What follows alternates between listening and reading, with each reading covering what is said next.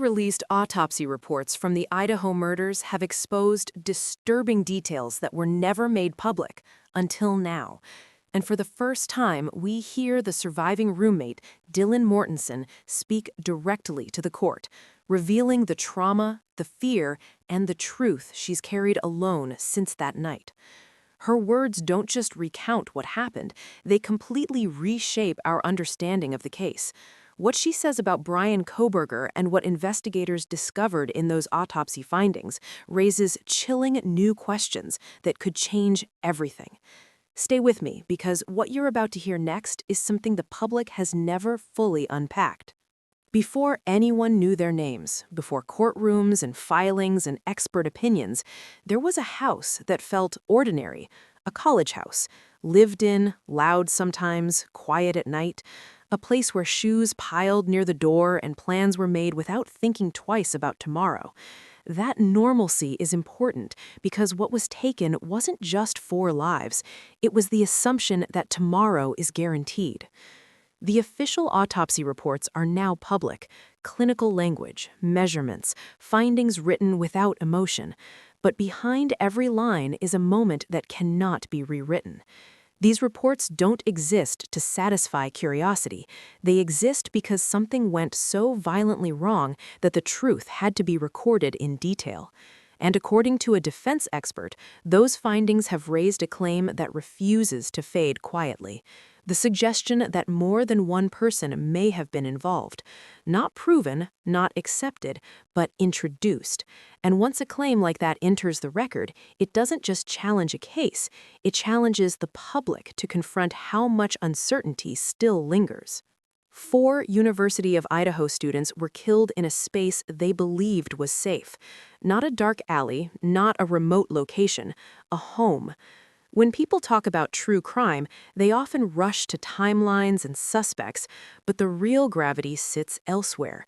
It sits with the people who survived, the ones who woke up the next day and realized the world they knew no longer existed.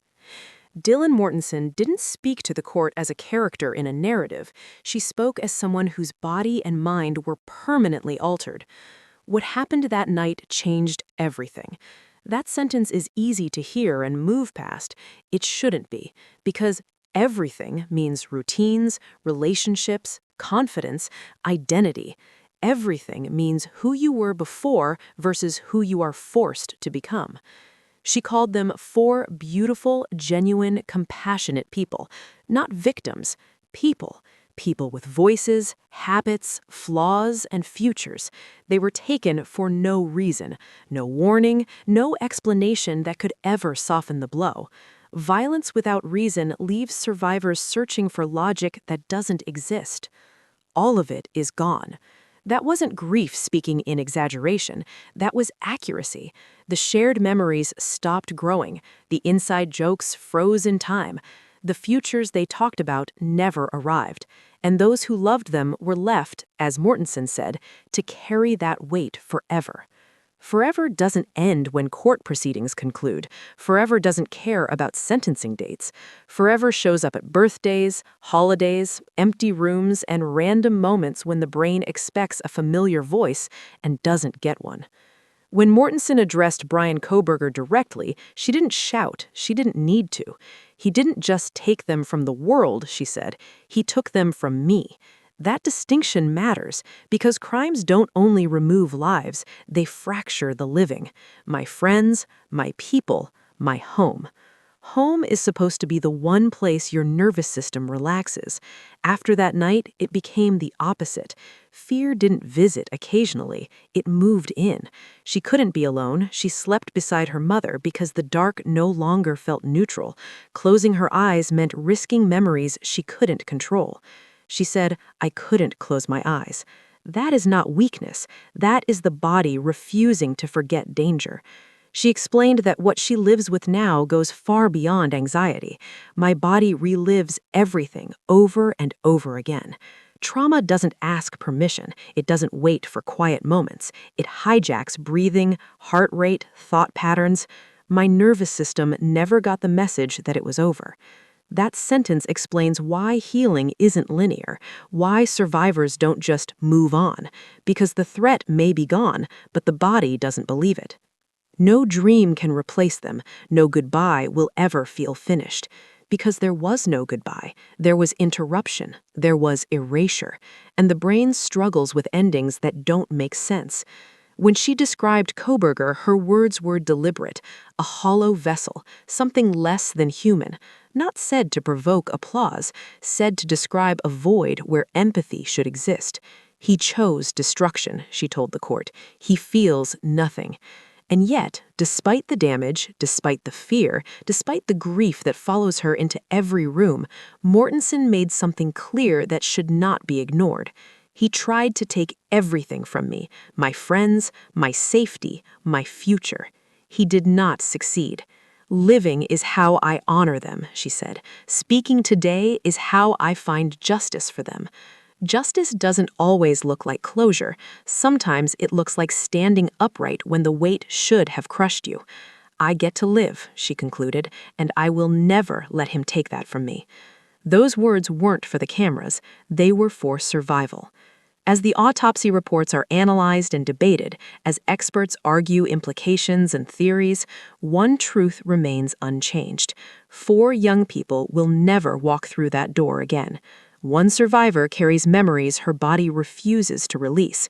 Families live with chairs that will always stay empty. This isn't about speculation, it's about impact. It's about what violence actually costs long after the news cycle moves on. If you're listening to this, don't let these voices fade into background noise. Share this so the weight of what happened isn't forgotten. Subscribe for continued, responsible coverage, and turn on notifications so these moments of truth aren't buried. Because remembering is an act of accountability, and listening is the least we owe to those who have to live with the aftermath every day. What makes this moment impossible to ignore is not just what happened, but what continues to happen long after the night itself ended, long after the house went quiet, long after investigators sealed the doors, long after the headlines started competing for attention. Because the aftermath is not silent.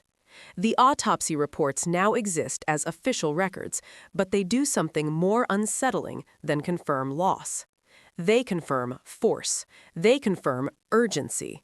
They confirm that what occurred was not accidental, not momentary, not something that can be brushed aside with distance or time.